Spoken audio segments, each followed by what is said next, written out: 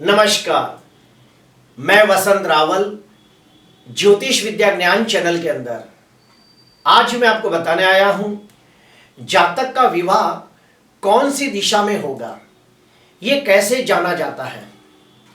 आज मैं उसके टोटल अलग अलग 5 नियम बताने आया हूं। इन नियमों के आधार पर हम लोग ये सुनिश्चित करते हैं कि व्यक्ति का विवाह कौन सी दिशा में होगा, व्यक्ति को अपना जीवन साथी कौन सी दिशा से मिलेगा। लेकिन उसके पहले मैं आपको ज्योतिष के कुछ खास मूलभूत सिद्धांत बताने आया हूं, क्योंकि इन्हीं मूलभूत सिद्धांतों के आधार पर हम लोग विवाह की दिशा निश्चित करते हैं। तो आइए उन सिद्धांतों को जानते हैं।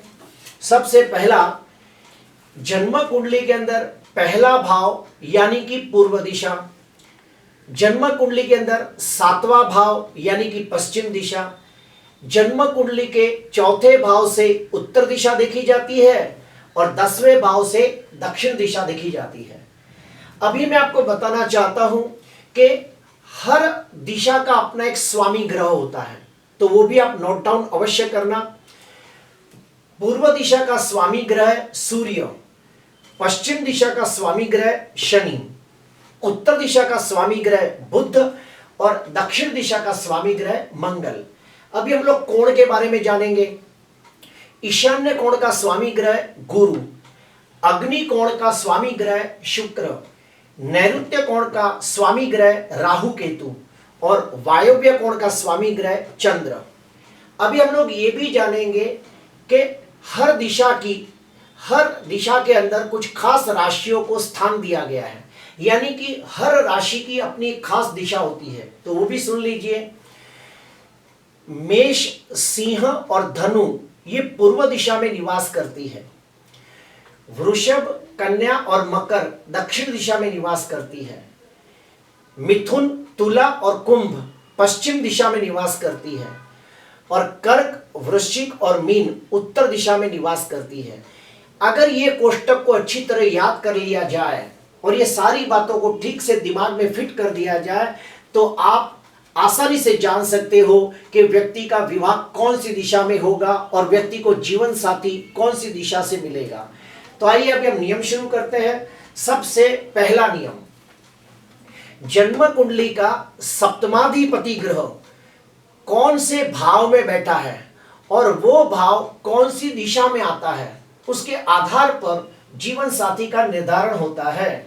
एग्जाम्पल के तौर पे लेते हैं कि मान लो सप्तमाधिपति ग्रह शुक्र पहले भाव में बैठा हो, तो हम समझ जाएंगे कि इस व्यक्ति को पूर्व दिशा का जीवन साथी मिलेगा। अगर सप्तमाधिपति ग्रह 11वें या 12वें भाव में बैठा हो तो हम कहेंगे कि इस व्यक्ति को अग्नि कोण से उसका जीवन साथी मिलेगा। तीसरा एग्जाम्पल देता हूं कि सप्तमाधिपति ग्रह मान लो 10वें भाव में बैठा है तो हम कहेंगे कि व्यक्ति को उसका जीवन साथी दक्षिण दिशा की तरफ से मिलेगा। चौथा एग्जाम्पल देता हूं कि सप्तमाधिपति ग्रह मान लो 4थे भाव में बैठा है तो हम कहेंगे कि व्यक्ति को उसका जीवन साथी उत्तर दिशा की तरफ से मिलेगा। आखिरी एग्जाम्पल देता हूं कि मान लो सप्तमाधिपति ग्रह 5वें या 6वें भाव में बैठा हो तो हम कहेंगे कि व्यक्ति को उसका जीवन साथी वायव्य दिशा की तरफ से मिलेगा। ये पहला नियम है। अभी मैं आपको दूसरा नियम बताने जा रहा हूं कि जन्म कुंडली के अंदर 7वें भाव में जो भी राशि बैठी हो, हमें जानना होगा कि वो राशि कौन सी दिशा में निवास करती है, उस दिशा का जीवन साथी मिलेगा। फिर से बोलता हूं, जन्म कुंडली के 7वें भाव में जो भी राशि बैठी है, वो राशि जिस दिशा में निवास करती हो उस दिशा का जीवन साथी मिलेगा। एग्जाम्पल लेते हैं, मान लो जन्म कुंडली के 7वें भाव के अंदर मेष, सिंह या धनु राशि बैठी हो तो जीवन साथी पूर्व दिशा की तरफ से मिलेगा। क्यों? क्योंकि मेष, सिंह, धनु राशि पूर्व दिशा में निवास करती है। मान लो जन्म कुंडली के 7वें भाव में वृषभ, कन्या या मकर राशि बैठी है तो जीवन साथी दक्षिण दिशा की तरफ से मिलेगा। क्यों? क्योंकि वृषभ, कन्या और मकर राशि दक्षिण में निवास करती है।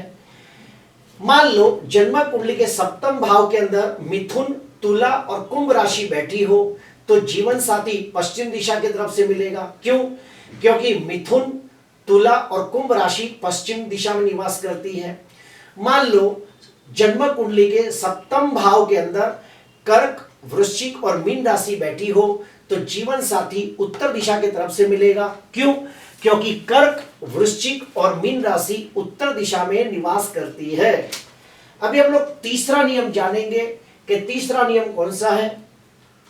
जन्म कुंडली का सप्तमेश ग्रह, ध्यान से सुनना, जन्म कुंडली का सप्तमेश ग्रह जो भी राशि में बैठा हो, वो राशि कौन सी दिशा में निवास करती है, वो दिशा का जीवन साथी मिलेगा। फिर से बोलता हूं, जन्म कुंडली का सप्तमाधिपति ग्रह कौन सी राशि में बैठा है, वो राशि कौन सी दिशा में निवास करती है, उसके अनुसार जीवन साथी मिलेगा। तो सुनिए, मान लो जन्म कुंडली का सप्तमाधिपति ग्रह मेष, सिंह और धनु राशि में बैठा हो तो पूर्व दिशा का लड़का मिलेगा। मान लो जन्म कुंडली का सप्तमाधिपति ग्रह वृषभ, कन्या और मकर राशि में बैठा हो तो दक्षिण का लड़का मिलेगा या लड़की मिलेगी। जन्म कुंडली का सप्तमाधिपति ग्रह मान लो मिथुन, तुला या कुंभ राशि में बैठा हो तो समझ जाना कि पश्चिम दिशा का जीवन साथी मिलेगा। जन्म कुंडली का सप्तमाधिपति ग्रह कर्क, वृश्चिक और मीन राशि में बैठा हो तो समझ जाना कि जीवन साथी उत्तर दिशा की तरफ से मिलेगा। अभी हम चौथा नियम अप्लाई कर रहे हैं, तो ध्यान से सुनना।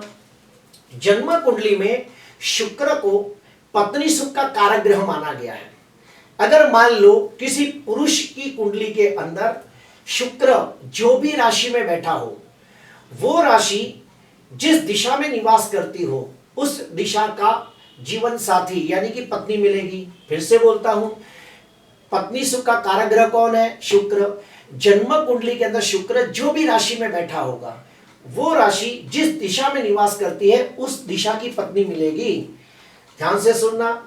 मान लो कि जन्म कुंडली के अंदर शुक्र मेष, सिंह, धनु राशि में बैठा है तो समझ जाना कि पत्नी पूर्व दिशा की मिलेगी। मान लो कि शुक्र वृषभ, कन्या और मकर राशि में बैठा है तो समझ जाना कि पत्नी दक्षिण दिशा की मिलेगी। मान लो शुक्र मिथुन, तुला या कुंभ राशि में बैठा है तो पत्नी पश्चिम दिशा की मिलेगी।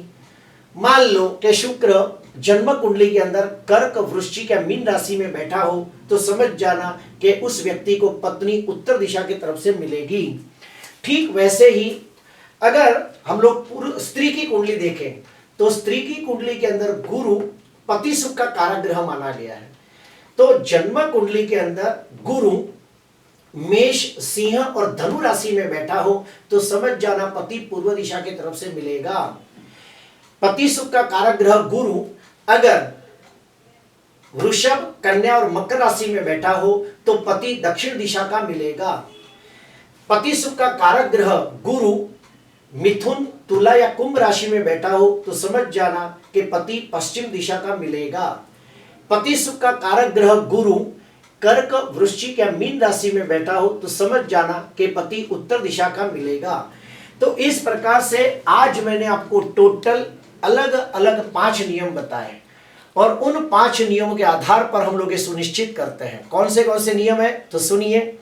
पहला नियम, जन्म कुंडली का सप्तमाधिपति ग्रह कौन सी राशि में बैठा है, वो राशि कौन सी दिशा की स्वामी है।